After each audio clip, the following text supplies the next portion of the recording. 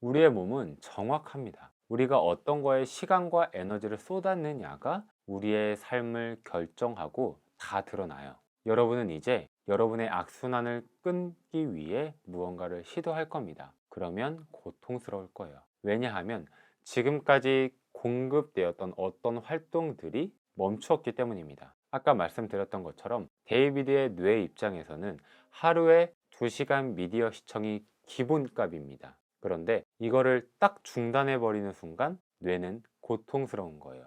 당연한 게 이루어지지 않으니까요. 사랑하는 사람과 연애를 하다가 이별을 하면 우리는 고통을 느낍니다. 이것도 같아요. 뇌 입장에서는 사랑하는 사람은 언제나 곁에 있는 게 기본값입니다. 그런데 이별을 하면서 생긴 그 빈 공간이 고통이 되는 거예요. 당연히 내 곁에 있어야 할 사람이 없으니까 고통스러운 겁니다. 쉽게 말해서 금단 현상입니다. 하루에 담배를 2갑씩 피우던 사람이 갑자기 담배를 끊으면 뇌 입장에서는 하루에 2갑이 기본값인데 그게 공급되지 않으니까 고통스러운 겁니다. 그래서 이 책의 저자는 고통을 직면하라고 말합니다. 우리가 점점 고통에 약해지는 이유는 고통을 회피하기 때문이라고 말합니다. 아까 제가 말씀드렸죠. 우리가 점점 쾌락에 익숙해질수록 쾌락에는 둔감해지고 고통에는 민감해집니다. 반대도 똑같아요. 조금 이따가도 말씀드릴 거지만 우리가 고통에 익숙해지면 오히려 고통에는 둔감해지고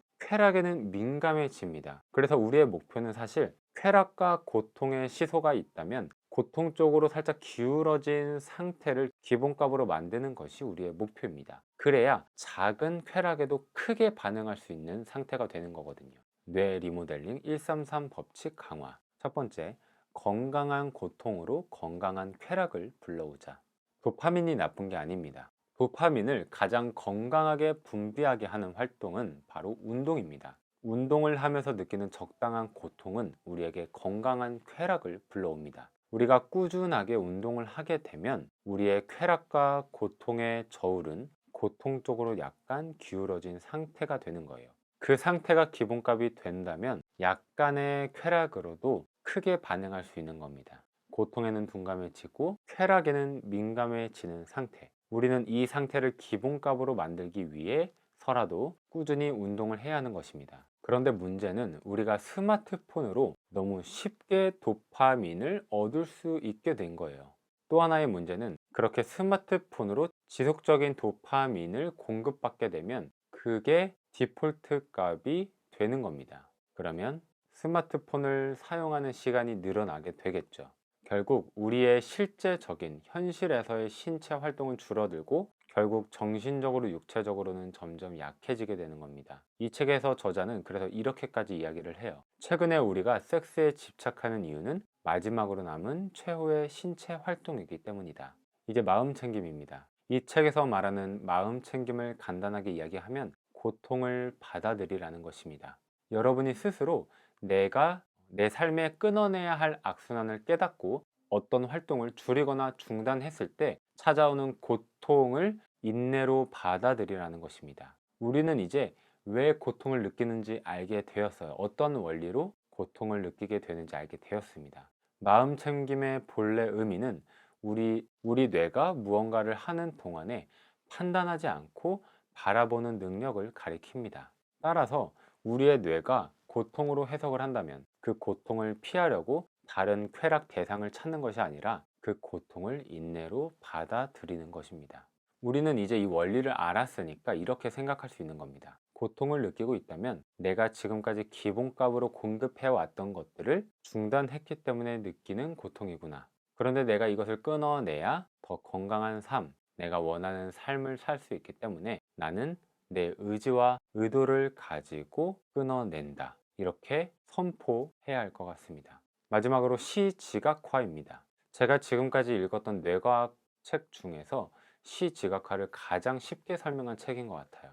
신경학자들은 보상 자체가 주어지기 전이라도 조건 단서만 있다면 도파민이 분비된다는 사실을 발견했습니다. 이 현상은 우리가 미래에 일어날 무언가를 기대할 때 현재 느끼는 설레임, 기쁨과 같은 감정들을 설명합니다. 기대를 하기만 해도 느끼는 현재의 감정. 조건 단서가 나타나면 도파민은 기준선까지가 아니라 조금 부족하게 분비가 됩니다. 도파민은 동기부여 성격이 강한 신경 전달 물질이기 때문에 이 부족한 부분을 채우기 위해서 우리를 움직이게 만듭니다. 그런 신경 전달 물질이 바로 도파민이에요. 도파민이 조금 부족하게 분비가 되면 우리는 이만큼을 채우라는 자극을 받습니다. 결국 우리는 이것을 채우기 위해 움직이게 되는 거예요. 조건 단서로 인해 발생한 욕구는 앞으로 보상을 받을 것이라는 기대 때문에 쾌락 쪽으로 조금 기울어집니다. 그런데 조금 부족하게 분비가 돼서 이 부족함 때문에 고통 쪽으로 기울어지게 돼요. 그러면 자기 조정 메커니즘 때문에 우리는 쾌락의 대상을 찾으려고 결국 그 부족함을 채우기 위한 행동을 하게 된다는 것입니다. 대표적으로 의도적인 고통으로 쾌락을 이끌어내는 방법 중에 하나는 찬물 목욕입니다. 찬물 목욕이 뇌에 미치는 영향을 살펴본 여러 연구에서 모노아민 신경 전달 물질이 증가하는 것을 확인했습니다. 모노아민은 쾌락, 동기부여, 기분 식욕, 수면 등을 조절하는 신경 전달 물질입니다. 극한 추위는 뉴런의 성장까지 촉진하는 것으로 밝혀졌습니다. 고통은 자기 조정 메커니즘을 건드려서 쾌락을 이끌어냅니다. 고통에 간헐적으로 노출이 되면 고통에는 익숙해지고 쾌락에는 민감해집니다. 따라서 아주 작은 것에서도 쾌락을 느낄 수 있는 상태를 의도적으로 만들어낼 수 있는 것입니다. 사소한 것에 행복을 느끼고 싶다면 고통에 직면하세요. 이제 정리해 보겠습니다. 에필로그입니다.